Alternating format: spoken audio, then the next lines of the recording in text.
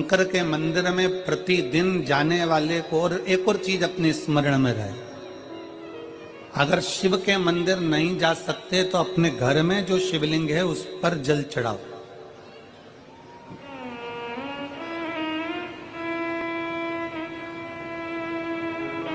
और यदि आप अपने शंकर के घर में शिवलिंग पर भी जल नहीं चढ़ा पा रहे हो तो किसी बेलपत्री का वृक्ष हो, उस वृक्ष के नीचे भी जल चढ़ाओ। और कभी मौका मिल जाए, कभी भगवान शंकर की बड़ी करुणा हो जाए, भगवान शंकर की बड़ी उदारता हो जाए, भगवान शंकर की बड़ी कृपा हो जाए, बड़ी कृपा हो जाए, भगवान शंकर जिस दिन तुम्हारे ऊपर बड़ी कृपा कर दे, किसी सोमवार को 3 नियम बना लो। जिस दिन मेरा भोले बाबा तुम पर कृपा कर दे उस दिन सोमवार का एक नियम बना कि महीने का एक सोमवार मुझे ऐसा करना है, 3 नियम धारण करना है महीने के सोमवार को। पहला, सुबेरे जाकर शंकर भगवान को 1 लोटा जल चढ़ाना है।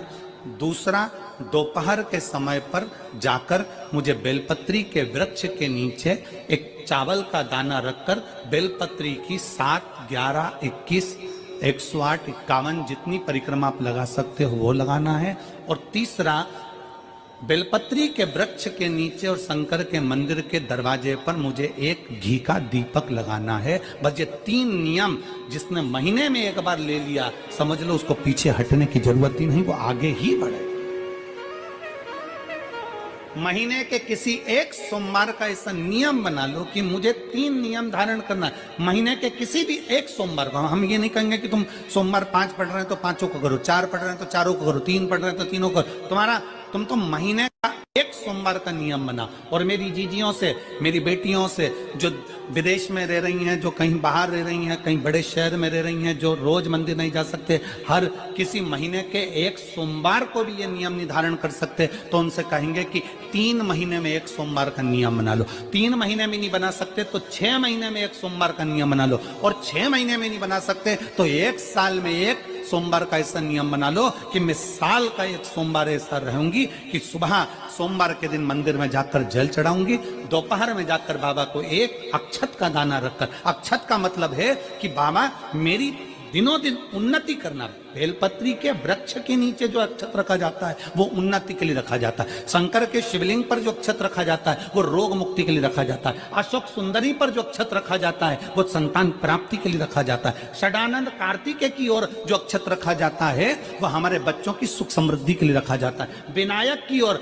गणेश जी की ओर जो अक्षत रखा जाता है वो हमारे घर में कोई मंगल कार्य आ जाए उसके लिए रखा जाता है। और जो पीठिका होती है जिसपे शिवलिंग रखा होता है, पार्वती जी का हस्तकमल, उस पर अक्षत रखा जाता है तो नारी के अखंड सौभाग्य के लिए रखा जाता है। अक्षत रखने का भी तरीका है।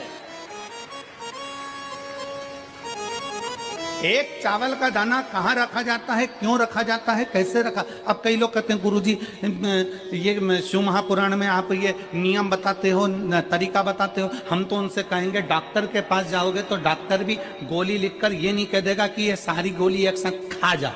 डॉक्टर भी कहेगा ये गोली सुबह खाना है, ये गोली शाम को खाना है, ये गोली दोपहर में खाना, ये गोली भूखे रहकर खाना। बोलो सही है कि गलत है। ये रात्रि को खाना खाने के बाद खा लेना, ये खाना खाने के पहले, ये नाश्ते के पहले। और सुनो, ये दवाई, ये वाली पीछे वाली जो दवाई लो ना इसको दूध से लेना, ये वाली जो दवाई लो ना इसको पानी से लेना। और सुनो, ये डब्बी है इसको पानी में मिलाकर फिर पीना। दवाई लेने का भी तरीका है, उसी तरह शिव महापुराण में एक एक अक्षत का भी तरीका है और एक एक बेलपत्री का भी तरीका है। अब मान लो कई लोग कहते हैं गुरुजी आप ये तरीका बताते हो शिव पुराण के माध्यम से, कई लोगों के मन में संशय जागता है, तो अगर हम एक साथ चावल चढ़ा दे तो उसका क्या तरीका है। तो हमारा निवेदन है डॉक्टर जो दवाई ले एक ही बार में निपटा जाए, एक ही बार में खा ले। दवाई एक बार में पूरी खा गए असर नहीं करेगी, इसमें डॉक्टर का कोई दोष नहीं है। उसने तो बताया था ऐसे लेना, ऐसे लेना। और तुमने मैं डॉक्टर साहब ने पूछा दवाई पूरी ली, शाम की दवाई भूल गई थी, सवेरे की दवाई भूल गई थी, ये दवाई भूल गई थी। डॉक्टर कहेगा हमने तो नियम बताया तब तुमने नहीं खाई, तो असर कहां से करेगी। तुम असर कब करती है जब हम पूजन के तरीके को जान जाएं, जब हम अर्चना के तरीके को जाएं। आप साल भर का एक सोमवार निकाल लो, 6 महीने का एक सोमवार निकाल लो, 3 महीने का एक सोमवार निकाल लो, महीने का एक सोमवार निकाल लो, अपने से दिल में बन जाए तो एक सोमवार ऐसा निकालो जिसके 3 नियम धारण हो। पहला, उसी सोमवार जिसको कर रहे हो उस दिन सुबह जल चढ़ाना।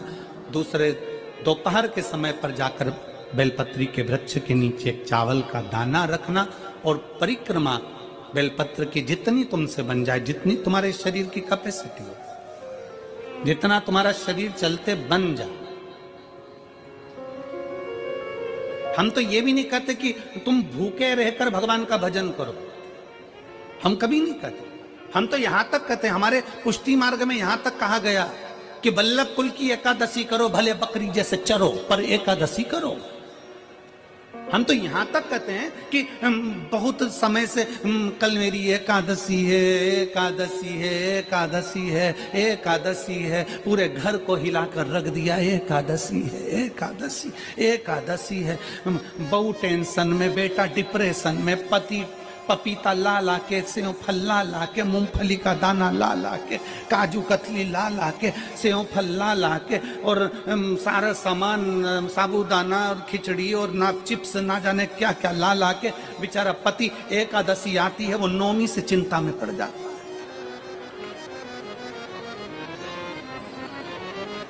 हम तो ये भी नहीं कहते कि तुम व्रत बहुत भारी करो, तुम व्रत उपास भी बहुत बहुत टेंशन वाला करो, ना ना ना।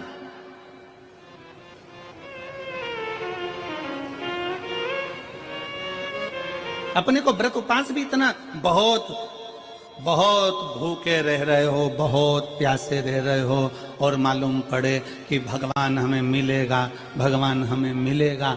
भगवान कहता है कि देख भाई, मैं भी भूखा नहीं रहता, तू भी भूखा मत रहे, मैं भी चकाचक रहता हूं, तू भी चकाचक रहे, मैं भी अपने। और भगवान शंकर तो ये भी कहते हैं कि अपना परिवार भी मत छोड़ो। मेरे पास में पार्वती भी, एक ही देवता है जो विद फैमिली मंदिर में बैठता है।